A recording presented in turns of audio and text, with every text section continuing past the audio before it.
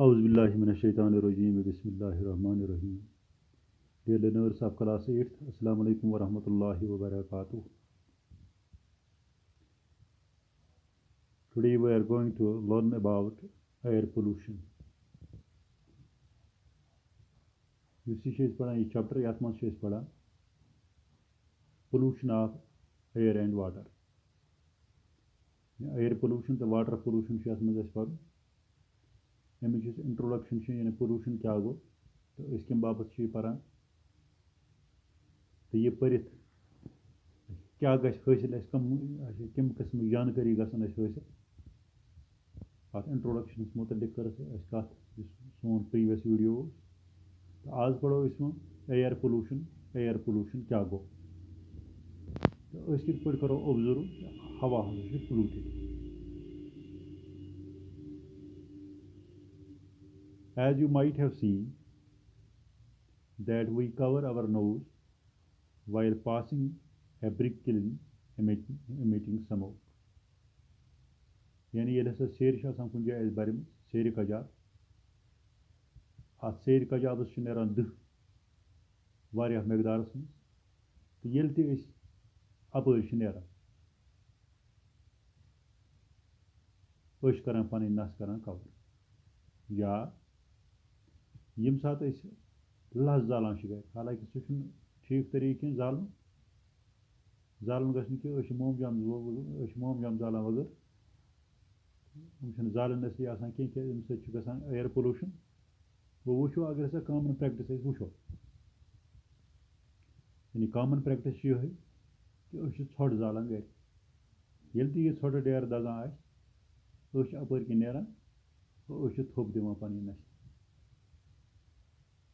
यह क्या दिवान थोप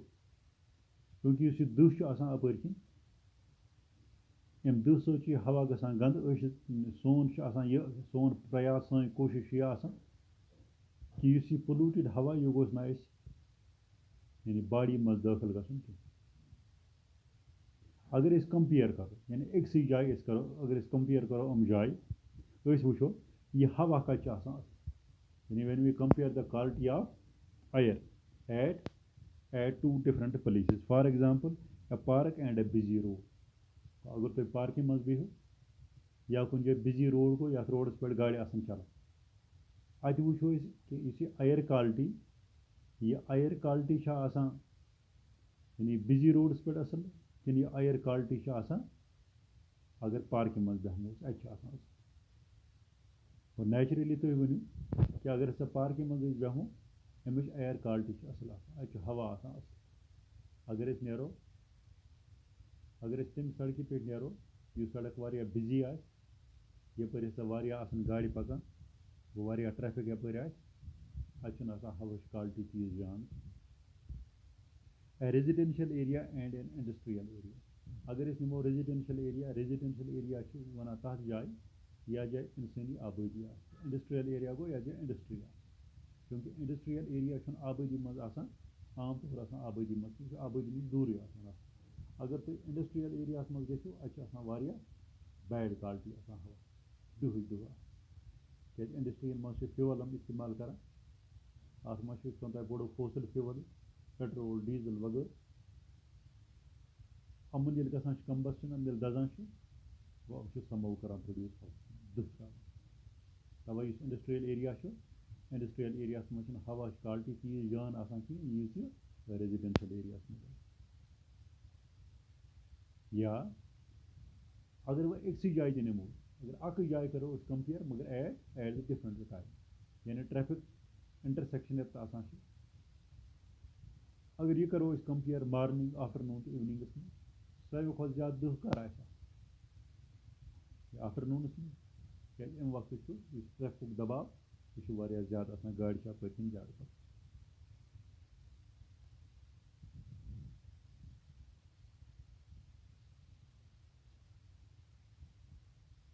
वह अगर तुम वो यह दह हवा मज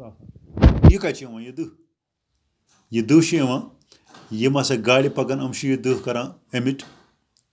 ये इंडस्ट्री चलान अमन इंडस्ट्रियल यानी चिमनीज अपर किन यह दह नेरान गसान हवास मज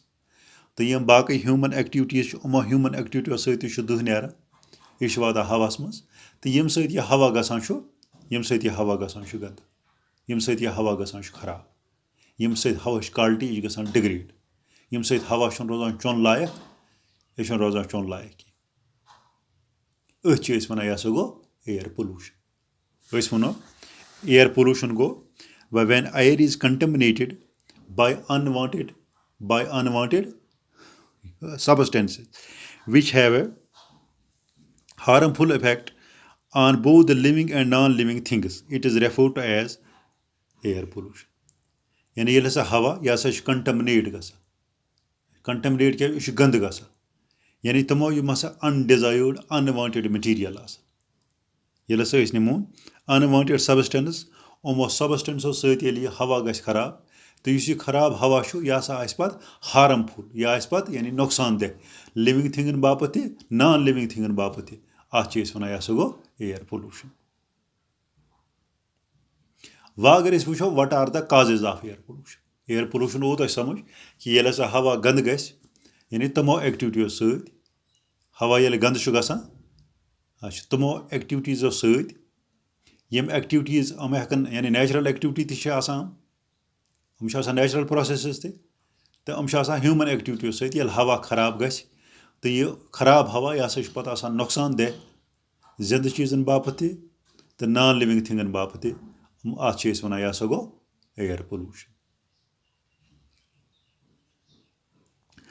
what are the causes of air pollution यानी हवा कम सत खराब गसान अस पोर कि एयर पोल्यूशन क्या गो वो वन what are the causes of air pollution यानी अत कम वजूहत यम सत यह गसान हवा गसान खराब गोडथ थवन याद गो those materials or the substances which pollute air are called pollutants यानी तम चीज़ यमो चीज़ों सत हवा खराब गसान या तम सबस्टेंस यमो सबस्टेंसो सत हवा खराब गसान अमन सबस्टेंसन वन अम हसा गई पोल्यूटेंट्स अमन पोल्यूटेंटन मज दुह त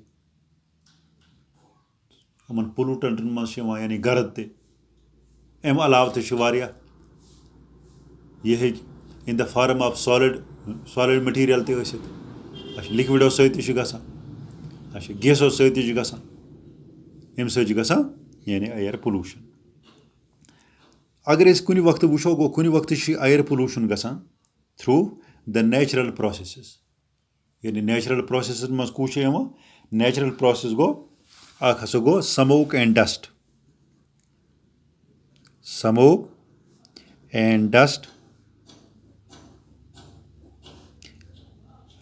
arising from forest fires and volcanic eruptions.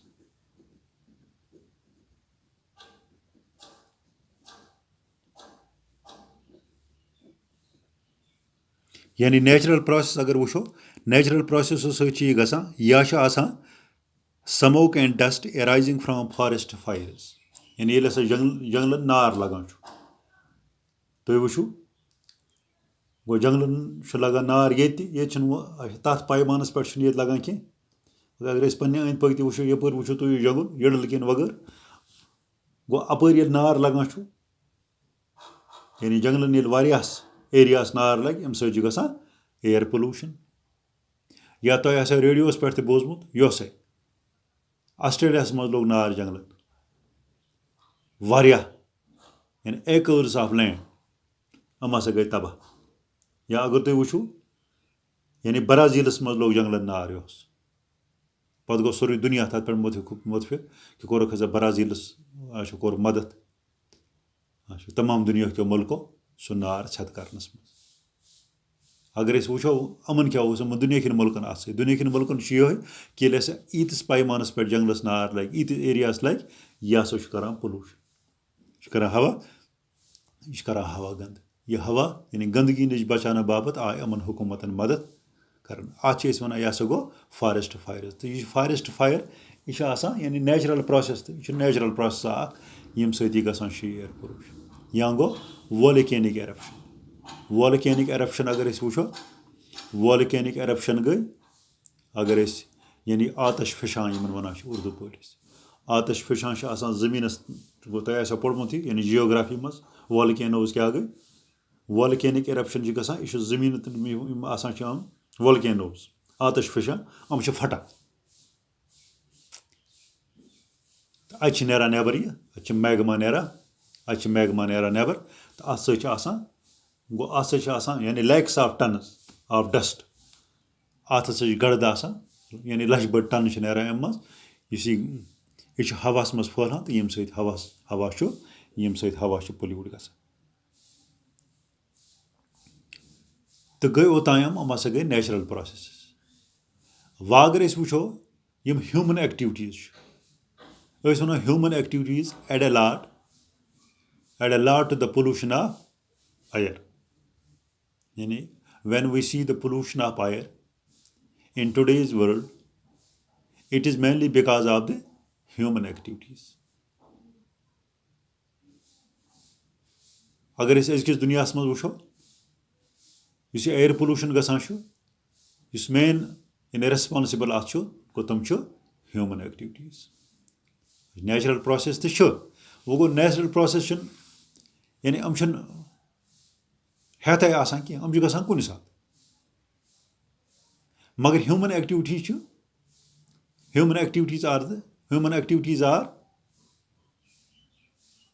Activities are a continuous process गो यह कंटिन्यूअस प्रोसेस गो when we say that it is human activities which is responsible for the air pollution but this means that these human activities are being carried out quite often yani am hasa hati frequently am frequently gasan carry out yim sait hawa gasan pollute yim sait hawa gand gasan misal ke taur agar is wucho the sources of air pollution by human activities आ गई factories power plants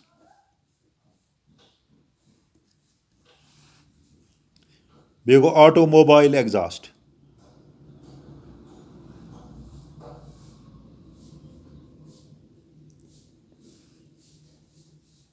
बे गो burning of firewood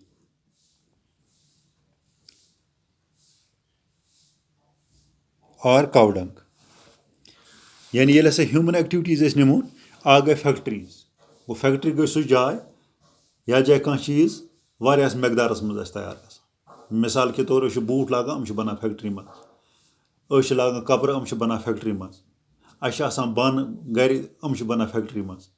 use ती चीज़ इस्तेमाल करो आज अजकिस ज़मानस मज सह बनान बजन फैक्ट्री मज तो यम फैक्ट्री हम फ्यूलुक इस्तेमाल करान हम ईंधनुक इस्तेमाल करान यम सत दह नेरान हवा गसान पोल्यूट बे गई पावर प्लांट्स मे ऑलरेडी वोनमुत कि पावर्स यानी वारिया तरीको कर अत मज ज़्यादा बड़ जो तरीक अकस वन आ गई थर्मल इलेक्ट्रिसिटी ब्या गई हाइड्रो इलेक्ट्रिसिटी बनान आब सत सैनिस मुल्कस मज अगर वो सारे खुद ज़्यादा बिजली कित पे पैदा गसान सह गई थर्मल इलेक्ट्रिसिटी यानी कोल जालान अमन बिजली प्रोजेक्टन मज तो अत इलेक्ट्रिसिटी जनरेट वो ईद कोल दजन ये बिजली पैदा गम संभव करान एड एटमॉस्फेयरस यम सत एयर पोल्यूशन गसान या गो ऑटोमोबाइल एग्जॉस्ट तुम पता ये गाड़ी पकन सड़कों पे हम डीजल या हम पेट्रोल इस्तेमाल करान यम सत यहुंद एग्जॉस्ट यह नेरान नबर यानी दृश त्रावान हवास मज बे गो बर्निंग ऑफ फायरवुड जुन जालान गर मुख्तलिफ एक्टिविटी करने बापत अम सत एयर पोल्यूट गसान या ये पे कावडंग जालान ये पे हवा गसान हम तमाम एक्टिविटी ये करो अम सत हवा गसान गंद यह गंद हवा यह हार्मफुल इंसान सज बूद बाश इंसान सज जिंदगी बापत इंसान योत न कि लिविंग ति नॉन लिविंग यम बाकी ऑर्गेनिज्म बाकी लिविंग थिंग अहद बापत तो यम नॉन लिविंग थिंग तिहद बापत क्योंकि एयर पोल्यूशन वो गो एयर पोल्यूशन वारियाह यानी इन डिटेल पढ़ो वो इंशाल्लाह नेक्स्ट वीडियोस मज यह आमुत समझ हवा इस एयर पोल्यूशन कित पे गसान एयर पोल्यूशन क्या गो यमस पोल्यूटेंट्स क्या गई तो इस what are the causes of air pollution अत मुतलिक पढ़ो थोड़ा बहुत तो यह पढ़ो इंशाल्लाह यानी काजेज ऑफ एयर पोल्यूशन